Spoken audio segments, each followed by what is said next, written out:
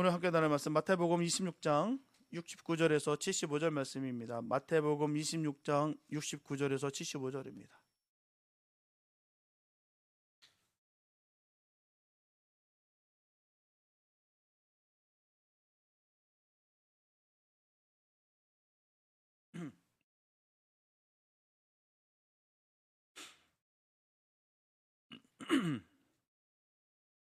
마태복음 26장 69절에서 75절 말씀입니다. 주님의 귀한 말씀 우리 한 목소리로 함께 합독하시겠습니다. 시작. 베드로가 바깥들에 앉았더니 한 여종이 나와 이르되 너도 갈릴리 사람 예수와 함께 있었도다 하거늘 베드로가 모든 사람 앞에서 부인하여 이르되 나는 내가 무슨 말을 하는지 알지 못하겠노라 하며 앞문까지 나아가니 다른 여종이 그를 보고 거기 있는 사람들에게 말하되 이 사람은 나사렛 예수와 함께 있었도다 하매 베드로가 맹세하고 또 부인하여 이르되 나는 그 사람을 알지 못하노라 하더라. 조금 후에 곁에 섰던 사람들이 나와 베드로에게 이르되 너는 진실로 그 도당이라 내 말소리가 너를 표명한다 하거늘 그가 저주하며 맹세하여 이르되 나는 그 사람을 알지 못하노라 하니 곧 닭이 울더라. 이에 베드로가 예수의 말씀에 닭 울기 전에 네가 3번 나를 부인하리라 하심이 생각나서 밖에 나가서 심히 통곡하니라. 아멘. 2011년 3월 일본 동북부를 강타한 대지진과 쓰나미는 전 세계에 큰 충격과 슬픔을 안겨줬습니다. 모든 것이 다 파괴됐고요. 절망만이 남는 듯한 그곳에서 우리의 마음을 울리는 감동적 이야기가 하나 있습니다. 당시 쓰나미가 말을 집어삼키기 직전에 갓난아기를 품에 안고 있던 한 젊은 아버지가 있었어요. 그는 살기 위해서 필사적으로 높은 곳을 향해 달려갔지만 거대한 파도의 속도를 결코 이길 수는 없었어요. 죽음의 공포가 엄습하는 그 순간 그는 정말 마지막 남은 모든 힘을 다 끌어모아서 품에 안고 있던 그 아기를 더 높은 곳에 있던 그 피신자의 사람들 향해 던져 절규했습니다. 제발 내 아들 좀 살려주세요. 그 외침을 마지막으로 그는 거대한 파도에 휩쓸려 갔습니다. 아버지는 아들과 영원히 함께하겠다는 약속을 지킬 수는 없었지만 자신의 생명을 던져서 아들의 생명을 지키는 가장 위대한 사랑의 약속을 완성했습니다. 이후 극적으로 구조된 아이는 부화가 되었지만 이 안타까운 소식을 들은 한 중년의 의사 부부가 아이를 입양해서 키웁니다. 그들은 아이에게 따뜻한 가정을 선물했고요. 또 아이의 모든 필요를 채워주고 지극한 사랑으로 아이를 키웠습니다. 의사 부부는 아이에게 친부모는 아니었지만 아이의 생명을 구한 아버지의 그 희생적인 사랑을 이어받아서 아이의 삶을 끝까지 책임지는 약속의 부모가 되어줬죠. 전 이야기를 묵상하면서 우리의 연약한 약속과 또 영원하신 하나님의 신실하신 약속을 깊이 생각해 보게 됩니다. 우리도 하나님 앞에서 또 사람들 앞에서 얼마나 많은 약속을 하며 살아갑니까? 주님, 이제부터는 정말 믿음으로 살겠습니다. 다시는 죄 짓지 않겠습니다. 뜨거운 열정으로 고백하고 굳게 다짐하지만 우리의 결심은 어떻습니까?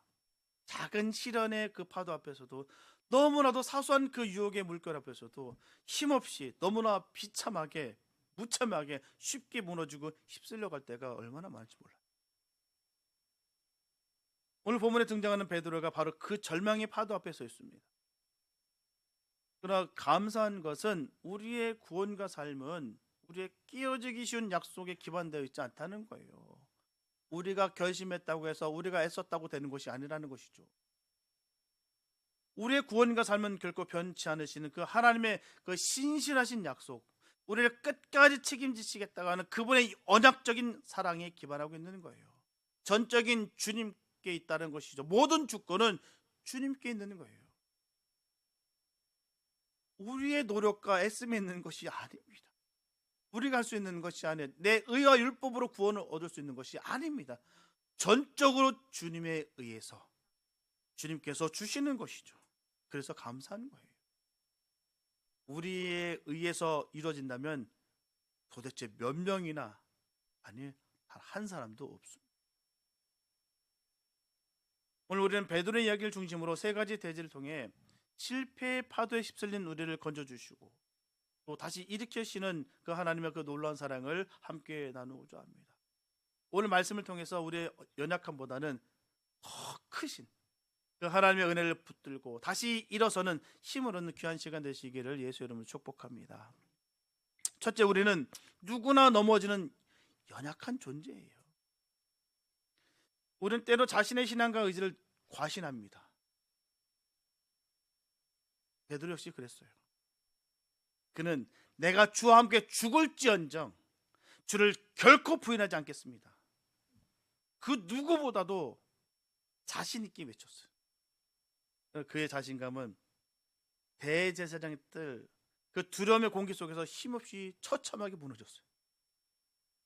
한 여종의 말에 베드로는 예수님을 부인했다라고 성경은 말씀하고 있습니다. 그래서 부인하다로 번역된 헬라어 동사는 아르네오마이라고 하는데요. 이 단어는 단순히 모른다 말하는 것을 넘어서 관계를 끊다, 의절하다, 거부하다라는 아주 강력한 의미를 담고 있어요. 베드로는 단순히 위기를 모면하기 위해서 거짓말하는 거 아닙니다. 아예 예수님과의 모든 관계를 전면적으로 부정하는 아주 끔찍한 말을 내뱉은 거예요. 그의 부인은 점점 더 강도를 더해갔죠. 세 번째 부인할 때는요, 그는 저주하며 맹세했다라고 본문을 전하고 있습니다. 저주하며 맹세했다. 그래서 저주하다라는 헬라 카타데마티저는요, 스스로에게 저주를 내린다라는 뜻입니다. 만약 내가 저 예수를 안다면 나는 하나님의 저주를 받아 마땅하다라고 외치는 거라는 것이죠. 그냥도 아니에요. 그냥 맹세하다, 옴님이 바로 신적인 권위에 대해서 접붙여서 전하고 있는 주장이에요. 그냥 맹세하다. 내가 하나님께 저주를 받을 것이다. 그 저주받는 것은 너무너무 마땅하다.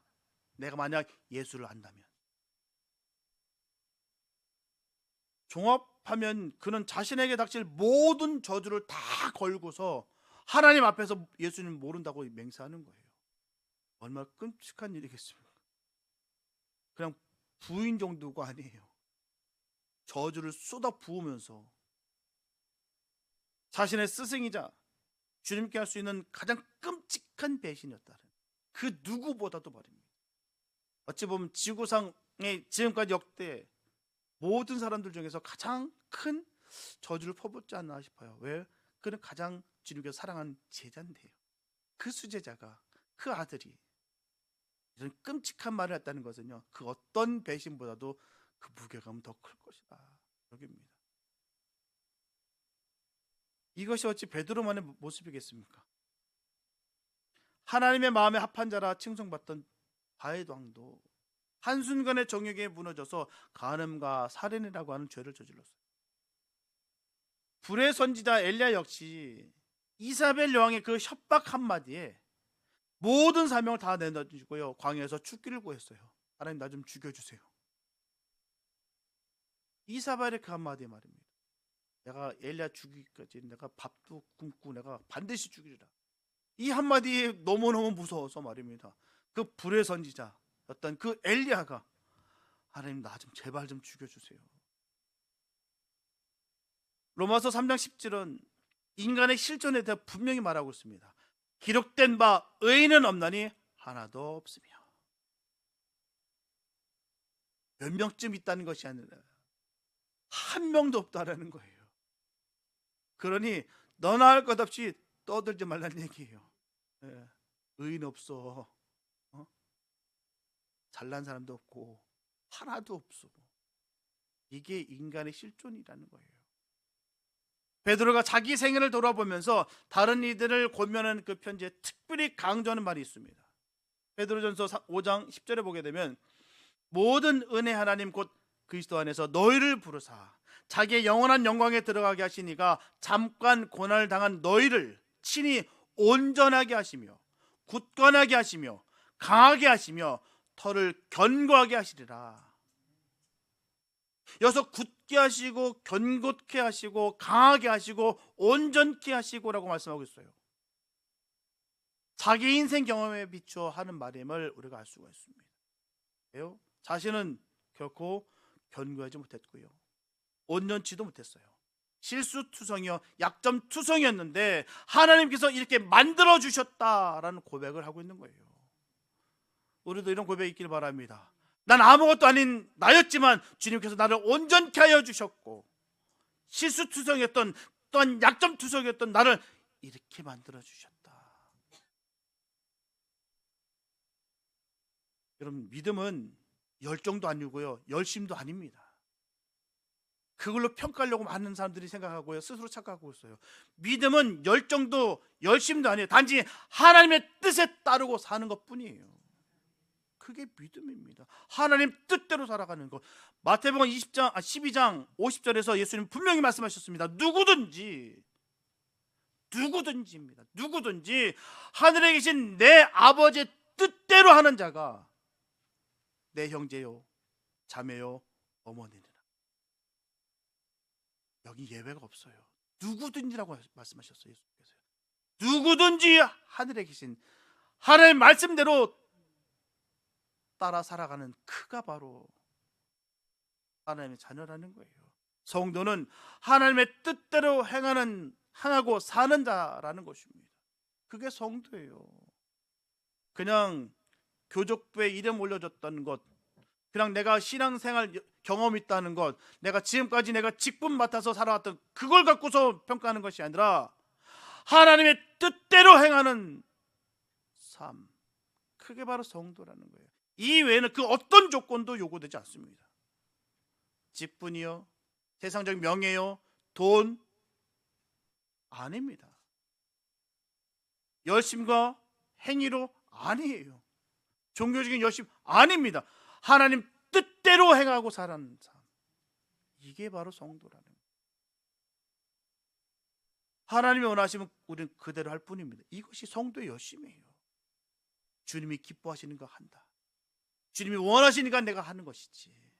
그래서 나는 철저히 사라지는 거고 오직 예수의 이름만 드러나. 이게 바로 믿음입니다. 이게 바로 성도의 열심이에요. 성도의 열심과 성도가 아닌 자의 열심이 다른 것은요, 한쪽은 자기를 부인하는 쪽으로 나아가는 열심이고요, 다른 한쪽은 자기가 부각되어지는 열심이라는 거예요. 드러나는 거 말입니다. 세상을 살아가는 인간의 열심은 무엇이겠습니까? 모두가 자기를 부각시키는 것, 자기를 돋보이게 하는 것입니다. 1등하기 위해서, 남들보다 앞서기 위해서, 남들에게 뒤처지지 않기 위해서 이것저것 열심히 합니다. 수단과 방법을 가리지 않아요. 집 밟는 한이 있다 할지라도 내가 1등 되어야 된다는 것이죠. 하지만 신앙은 아니에요. 1등, 2등을 가리는 것이 아닙니다. 하나님은 신앙의 서열을 매기시지 않으셨어요. 예수님도 제자들에게 서열을 정하신 적이 없어요. 야고보와 요한이 각각 주의 우편과 좌편에 앉기를 원했을 때도 예수님 뭐라고 말씀하십니까? 주님의 우편과 좌편에 앉는 자는 주님이 마시는 고난의 잔을 마시는 자이고 그 사람은 오직 하나님께서 예비하셨다라고 말씀하셨어요. 여러분, 주의 좌우편에 앉은 자는 열심히 있는 사람이 아니고요, 주님과 함께 고난의 잔을 마시는 자입니다. 거기서부터 달라요. 많은 분들이 자꾸 우리 여기 착각하고 행위적인 것을 통해서, 자꾸 종교적인 열심을 통해서 뭔가 믿음이 있는 것처럼 자꾸 포장하고 위장할 때가 얼마나 많아요. 그러니까 거기 모든 걸 열광하고 있습니다. 당신 이거 해봐서 난 이거 해봤어. 그게 중요한 게 아닌데도 불구하고 대부분의 성도는 하나님은 언제나 자신이 세상에서 잘 되는 쪽으로 일하시고 도우신다라고 생각합니다. 그렇기 때문에 어떤 문제에 있어서도요, 어떻게 하는 것이 하나님 뜻대로 하는 것이냐를 생각하기보다는요, 이 문제가 잘 해결되도록 도와달라는 요구가 먼저예요.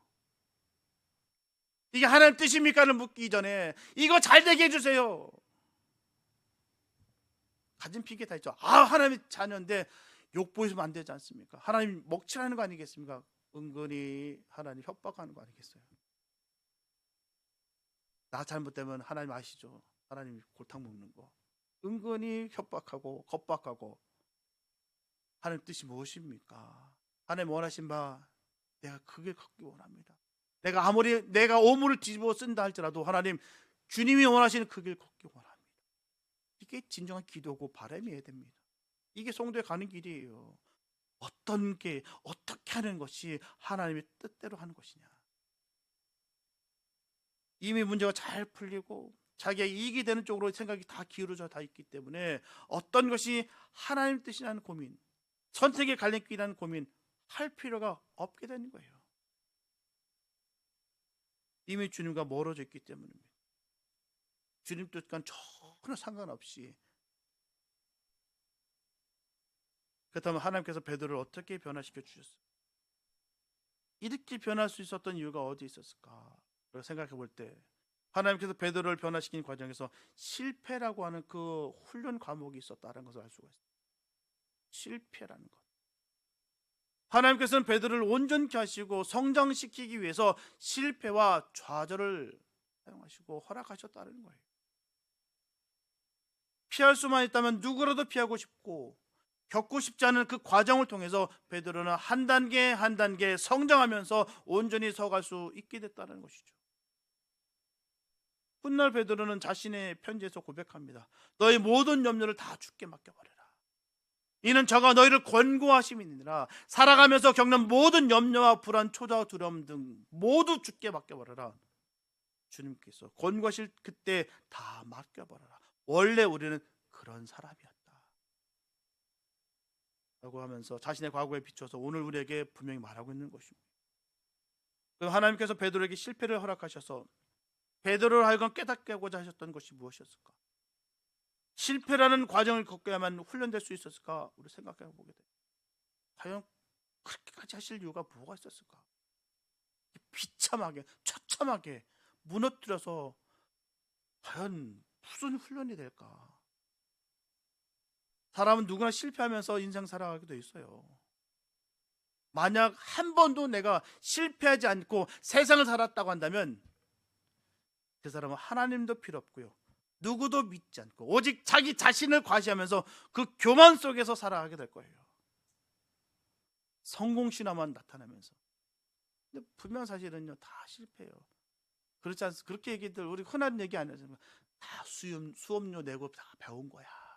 잘 배운 거야. 그런 얘기 많이 들었고 했을 줄로 압니다. 살다 보면 참 엄청난 사기도 당하고 또 속임도 당하고 또 수많은 실패와 좌절, 넘어짐 우리에게 분명히 있어요. 비싼 수업료 내고 배웠다고들 다들 얘기합니다. 인간은요, 실패 속에서 자신을 바라볼 수가 있다는 거예요. 우리 스스로의 힘과 의지만으로는 결국 하나님의 기준에 설 수 없습니다. 언제든 넘어질 수 있는 연약한 존재임을 정직하게 인정하는 것이 바로 은혜의 출발점이라는 것이죠. 실패라는 과목을 통해서 베드로에게 가르치고자 하셨던 그 주님의 가르침을 우리도 배우면서 오늘 우리 아픔과 실패를 통한 주님의 뜻을 기억하는 시간 됐으면 좋겠습니다.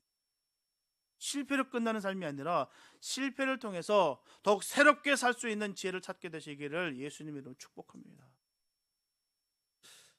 둘째, 진정한 회개는 눈물로 하나님께 돌아가는 거예요. 실패 그 자체보다 더 중요한 것은 실패 이후의 반응입니다. 실패가 중요한 게 아니에요. 실패했다고 해서 내가 훈장당한 것도 아니고요, 이후의 반응이 중요하다는 것이죠. 베드로는 닭 우는 소리를 듣고서 주님의 말씀이 기억났을 때 밖으로 나가서 심히 통곡했다라고 성경은 기록하고 있습니다. 그래서 심히 통곡했다라는 표현은요, 헬라어로 피크로스라고 하는데요, 쓰라리게 격렬하게 라는 뜻입니다. 그냥이 아니에요. 쓰라리고 격렬하게. 그의 울음이 단순히 눈물 뚝뚝 흘리는 정도가 아니었다는 것입니다. 창자가 끊어지는 듯한 격렬한 고통과 그 슬픔 속에서 터져난 통곡이었다는 것을 말하는 거예요. 이것은 자신의 죄악과 배신이 얼마나 끔찍한 것인지를 온몸으로 깨달으며 터져난 영혼의 절규입니다. 우리가 처음에 거듭날 때, 은혜 받을 때 어떻습니까? 내 죄를 발견할 때 어떻습니까? 떼굴떼굴 굴러요. 막 정말 통곡에 콧물인지 침물인지 눈물인지 번복되면서 하나님 정말 그 감격과 그 은혜와 그 역사함은, 그 절규는 그 죄를 발견한 그 모습 속에 드러난다는 거예요. 이런 진정 회개의 모습은 다윗에게서 발견되고 있습니다. 그는 시편 51편에서 자신의 죄를 고백하면서 하나님께 기도하고 있습니다. 하나님이여, 내 속에 정한 마음을 창조하시고 내 안에 정직한 영을 새롭게 하소서. 그래서 정한 마음으로 번역된 히브리어 레브타우르는요, 레브는 단순히 감정 중심인 그 심장이 아니라 인간의 생각과 의지 모든 것을 포함하는 인격의 중심을 의미하는 거예요.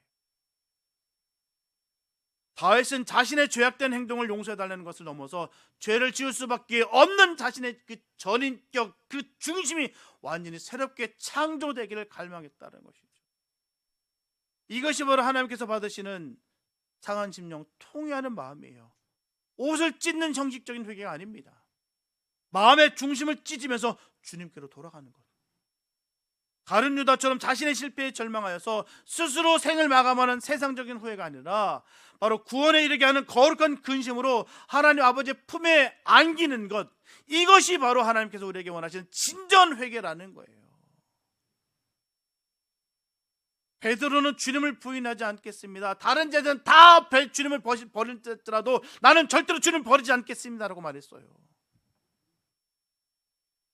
이에 대해서 주님께서 시몬아 보라, 사탄이 너희를 밀가부르듯 하려고 요구하였으나 그러나 내가 너를 위하여 내 믿음이 떨어지지 않기를 기도하였노니 너는 돌이킨 후에 내 형제를 굳게 하라. 이것이 베드로의 원래 모습이에요. 본래 사단이 베드로를 가지고 논다는 것입니다. 성격과 성품, 기질이나 좋아하는 것, 생각하는 것을 보자면요, 사단이 가지고 놀기에 딱 좋은, 너무나 좋은 모습이 바로 베드로입니다. 또한 저와 여러분들의 모습이에요. 가끔씩 시험 들었다고 하시면서 거기에 그냥 거기에 젖어 있는 분들 계실 때마다 참 답답할 때 되게 많아요. 그래서 저는 항상 전할 때 있어요. 왜 사단에게 농락을 당하면서 속고 계십니까? 얼마나 사단이 꼬습다고 재밌다고 갖고 놀고 아니겠습니까? 고양이가 쥐를 갖고 노는 것이 얼마나, 보십시오. 그냥 처음부터 안 잡아먹어요. 왔다 갔다 계속 진 다 빼놓은 다음에 그때서 재미없을 때 그때서 딱 잡아먹어요. 맞습니다. 신나게 까불고 있는 거, 밀가부라도 까불다는 것이죠. 그런 베드로를 위해서 주님께서 계속 기도하고 계시기 때문에 그 이상 넘어가지 않고 있었다는 거예요. 네가 지금 그런 말을 하고 네가 지금 의기양양하고 뭔가 된양 네가 여기고 있으나 밀가부릇한 그 상황 속에 있는 너의 모습이야.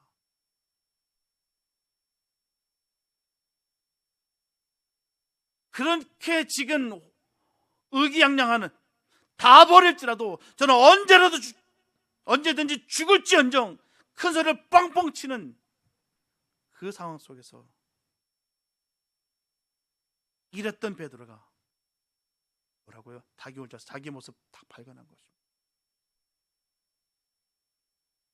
지금까지 주님 곁에서 주님을 사랑하며 있을 수 있었던 것이 다 자기 의지와 신념, 노력과 인간성, 그리고 인격 때문이다 여겼는데, 그것이 아니라 주님께서 중보해 주셨기 때문이다라는 것을 그가 깨달았다는 것이죠. 내가 지금까지 했었던 의기양양했던 것이 나인 줄 알았는데 정말 비참하구나. 내가 이런 존재였구나. 주님께서 나를 위해 중보해 주셨기 때문에 내가 그럴 수 있었던 것인데 내가 다 한 것이냐, 그걸 깨달았다는 거예요. 자기는 연약하고 별 볼 일 없는 존재였다는 것과 동시에 그럼에도 이만큼 살 수 있었던 것은 다 하나님께서 붙들어 주셨기 때문이라는 것을 깨달았다는 것이죠. 베드로는 자신의 진정한 모습 실제를 보게 됐어요. 살아난 존재를. 여러분 중에서도 스스로 인격적이라 생각하시는 분이 계실 거예요. 난 참 착해. 난 얼마나 바른데. 다른 사람들보다 난 참 의로워. 세상 천지에 참 나보다 착한 사람이 없어. 라고들 많이들 얘기하십니다. 그렇게 생각도 하시고 계시고요. 사실 그런 사람 없습니다. 한 껍을 두 껍을 벗겨내고 우리 본성이 드러나는, 아니 본성까지 아니라도 좋아요. 저는 여러분들이 가지고 있다고 믿는 그 선한 성품, 한순간에 사람이 어떻게 그렇게 약해질 수가 있어요.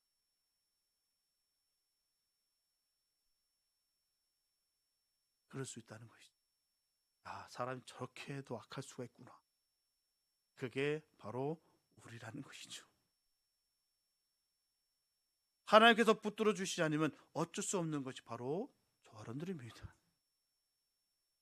별 수 있을 것 같은데 별 수 없는 존재예요. 내 자신이 잘나서 잘 살고 지식이 대단해서 이만큼 살고 있는 거 아니에요.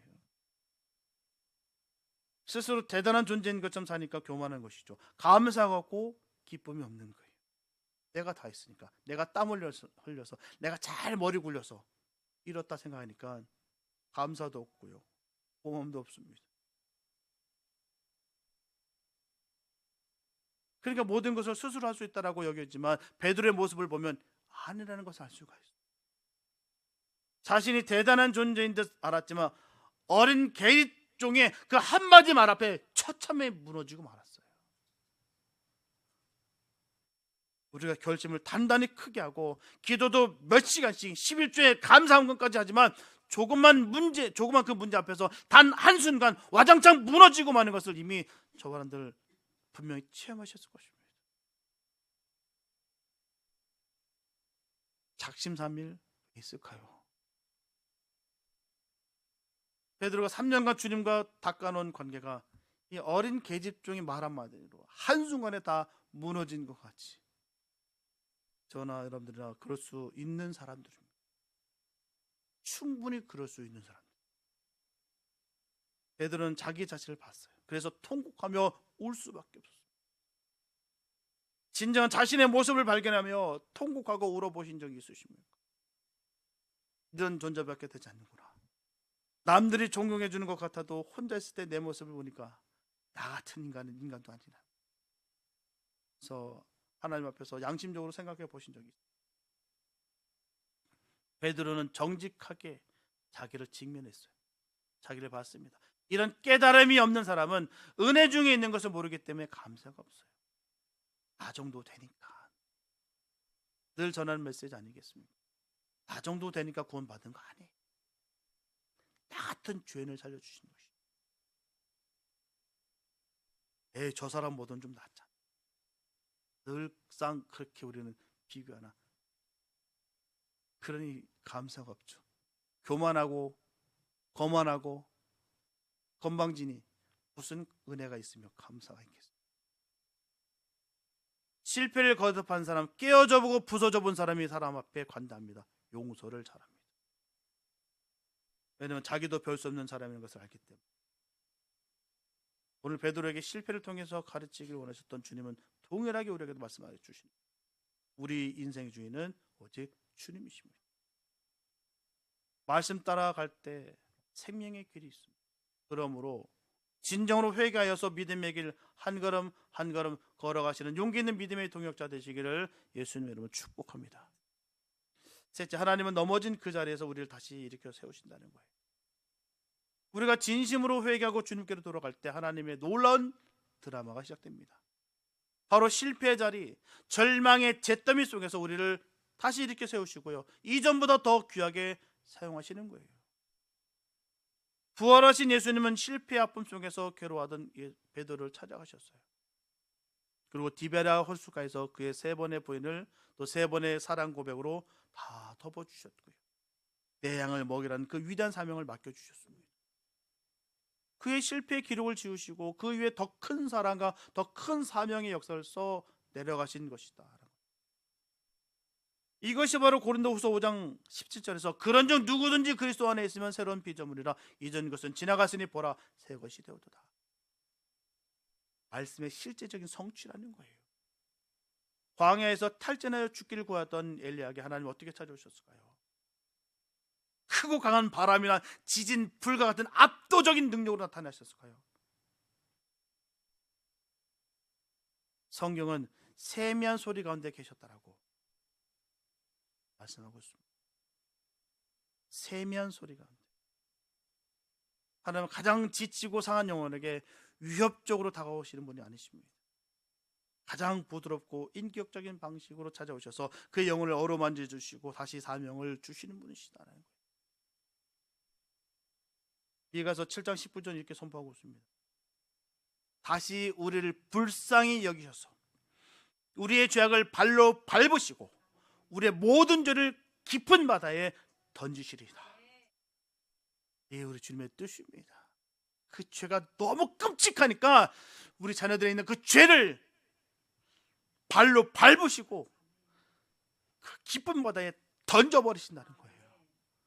흉한 것을 주님은 우리와 함께 두기 원치 않으시다는 사실입니다.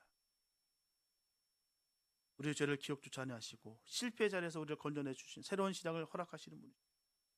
가룟 유다는요, 예수님을 배신하고 팔아먹은 행위에 대해서 인간적인 의지로 후회는 했으나 베드로처럼 말씀과 성령의 감동을 따르는 근본적인 회개가 없어서 그래서 망하게 만 거예요.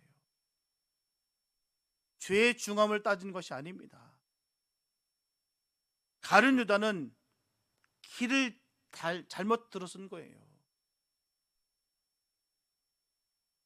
철저하게 배신의 길을 갔음에도 불구하고 말씀을 따라 믿음으로 회개한 베드로는요, 영광된 사도로서 다시 본본을 다시 되찾았습니다.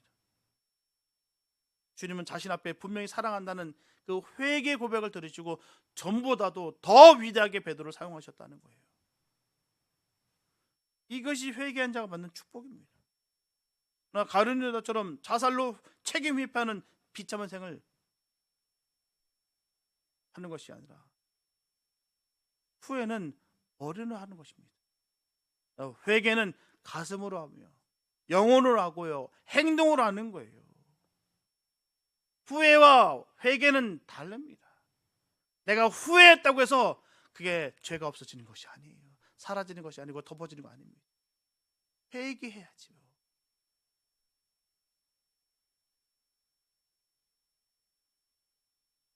엘 그레코라는 사람이 있습니다. 그 작품 가운데 보면 베드로의 눈물이라는 성화가 있어요. 엘 그레코의 많은 성화들 중에서 가장 걸작 중에 걸작으로 꼽히는 작품이 바로 이 베드로의 눈물입니다. 팔이 너무 인상적이에요. 투툼한 근육이 바로 어부 출신이라는 것을 그대로 표현하고 있고요. 또 두 손을 마주해서 꼭 잡고 있습니다. 바로 겸손과 간절함을 나타내고 있습니다. 왼손에는 주님으로부터 약속받은 하늘나라의 열쇠를 걸고 있고요. 얼굴은 더 인상적이에요. 백발의 길고 흰 수염은 연륜을 말해주고 있고 이미 노년임을 말해주고 있습니다. 그리고 저 높은 어딘가를 우러러보고 있어요. 그 눈에 눈물이 가득 고여 있습니다. 실제로 베드로는 주님께서 부활 승천하신 뒤에는 매일 새벽 첫 닭 울음소리와 함께 일어나서 기도를 드렸다고 해요. 그리고 한없이 울었다고 합니다. 항상 수건 한 장을 가슴에 넣고 다니면서 흐르는 눈물을 닦고 냈다고 해요. 주님을 실패시켜드렸던 것을 생각하면서 뉘우친 그 눈물이라고 볼 수 있겠습니다. 이처럼 부족하지만 그래도 믿어주시고 세워주셔서 주의 일 하게 하신 그 크신 사랑에 겨워서 운 것이죠. 너무 자주 그리고 너무 많이 울어서 베드로의 얼굴은 눈물에 젖어 늘 짓물러 있었다라고 전해지고 있습니다. 그렇습니다. 우리도 베드로처럼 늘 주님 앞에 울어야 돼요. 주님을 실망시키들었던 것 뉘우치면서 울어야 됩니다. 그 크신 사랑 기억하면서 울어야 돼요. 베드로는 우리에게 참 많은 것을 가르쳐주고 있어요. 그 중에서도 그의 순종, 고백, 그리고 그 눈물 반드시 배워야 됩니다. 그러므로 저와 여러분들도 베드로같이 회개하고 주님의 사랑을 받으면서 주님을 더욱더 잘 섬기면서 하나님과의 관계 회복과 사람과의 관계 회복이 이루어져서 이제는 더 이상 마귀의 장난에 비겁하게 굴복지 아니하고 사명의 길을 끝까지 닿으면서 걸어가게 되시기를 예수님의 이름으로 축복합니다. 사랑하는 성도 여러분, 오늘 우리는 세 가지 함께 말씀을 나눴습니다. 첫째, 우리는 누구나 주님과의 관계를 끌어버릴 수 있는 연약한 존재라는 것을 인정해야 됩니다. 둘째, 실패했을 때 우리는 창자가 끊어진 듯한 그 아픔으로 통해하면서 주님께 돌아가야 돼요. 셋째, 우리 하나님은 세면 음성으로 우리를 위로하시고 다시 일으켜 세우시는 좋으신 분이십니다. 버림받았다, 끝났다, 끝장났다 여기지 마시고 주님은 우리를 애타게 찾고 또 찾으신다는 거예요. 혹시 이 자리에 계신 분들 중에 과거에 실패나든지 현재 그 연약함 때문에 깊은 영적 침체에 빠져 고개를 들지 못하고 계신 분이 계십니다. 나는 이제 끝이다, 하나님은 나 같은 사람은 더 이상 쓰지 않을 것이다 라고 사단의 속삭이는 이 거짓말에 속아서 절망하고 계십니다. 기억하시기 바랍니다. 우리의 실패가 하나님의 사랑보다 클 수가 없어요. 우리의 죄악이 예수 그리스도의 보혈의 능력보다 더 강할 수 없습니다. 모든 죄는 예수 피로 씻김을 받을 수 있어요. 어떤 실패보다도 우리 하나님의 사랑이 훨씬 더 큽니다. 베드로를 다시 세우셔서 초대교회 반석되게 하신 주님, 다윗의 죄를 용서하시고 그의 마음을 정한 마음으로 창조해 주신 좋으신 하나님, 엘리야를 회복시키신 그 하나님께서 오늘 바로 여러분들 손을 붙잡고 말씀하십니다. 이사야서 43장 1절의 말씀으로 저와 여러분들을 축복하고 계세요. 야곱아, 너를 창조하신 여호와께서 지금 말씀하시느니라. 이스라엘아, 너를 지으신 이가 말씀하시느니라. 너는 두려워하지 말라. 내가 너를 구속하였고 내가 너를 지명하여 불렀나니 너는 내 것이라. 저는 이 말씀을 들을 때마다 전율이 막 흘러요. 얼마나 감사하고 기쁘던지요. 너무너무 부끄러운 제 자신을 아는데 하나님은 내가 너를 구속하였고 내가 너를 지명하여 불렀나니 너는 내 것이라. 이 말씀이 얼마나 감사하고 기쁘던지요. 정말 이 생각할 때마다 정말 너무 감사하고요, 기쁨으로 늘 참 어쩔 줄 모르겠습니다. 하나님이 우리를 내 것이라고 말씀하셨어요. 실패한 모습 그대로예요. 연약한 모습 그대로요. 넌 내 소유라고 내가 널 책임지겠다라고 지금 선포하십니다. 네가 잘났으니까, 네가 성공했으니까 그러니까 내 것이다가 아니라 부족하고 연약하지만 뭐 세상에서 널 쓸모없다라고 여기지만 너는 내 것이다. 이것이 얼마나 감사한지요. 이 사랑의 음성 앞에 우리의 상한 심령을 그대로 다 내어놓으시기 바랍니다. 실패의 자리에 주저앉지 마시고 회개의 눈물로 주님께 나아가시기 바랍니다. 그럴 때 우리의 인생 가장 어두웠던 그 실패의 밤을 가장 찬란한 부흥의 아침으로 바꾸시는 우리 좋으신 주님의 그 놀라운 능력을 경험하게 될 줄로 믿습니다. 이 회복의 은혜가 우리 모두의 삶 가운데 강물처럼 넘쳐나게 되시기를 예수님의 이름으로 축원합니다. 기도합니다. 사랑해 주신 감사합니다. 아버지, 너무나도 부족합니다. 하나님, 베드로란 인간이 그렇기 때문에 그런 것이 아니라 저희 또한, 우리 모두 또한 그보다 못한 존재입니다. 주님께서 우리를 중보해 주셨기 때문에 우리가 지금까지 살아왔는데, 우리가 잘난 것처럼, 우리의 능력이 많은 것처럼 그렇게 살아왔던 우리였습니다. 하나님, 철저히 주님 앞에 회개합니다. 하나님, 정말 주님 나를 지명하여 주셨고요, 자녀 삼아 주신 것이 너는 내 것이다 했던 그 주님이 얼마나 감사한지요. 하나님, 일생 살아가면서 우리는 주님의 것입니다. 감사로 찬양하며 믿음 지켜나갈 수 있는 우리 모두가 되게 축복하여 주시옵소서. 마음껏 주님을 찬양하며 주님 영광 돌릴 수 있는 우리가 되게 인도하여 주시옵소서. 주의 크신 은혜와 역사심이 넘칠 줄 간절히 믿사옵고 우리를 구원하신 예수님의 이름으로 기도했습니다.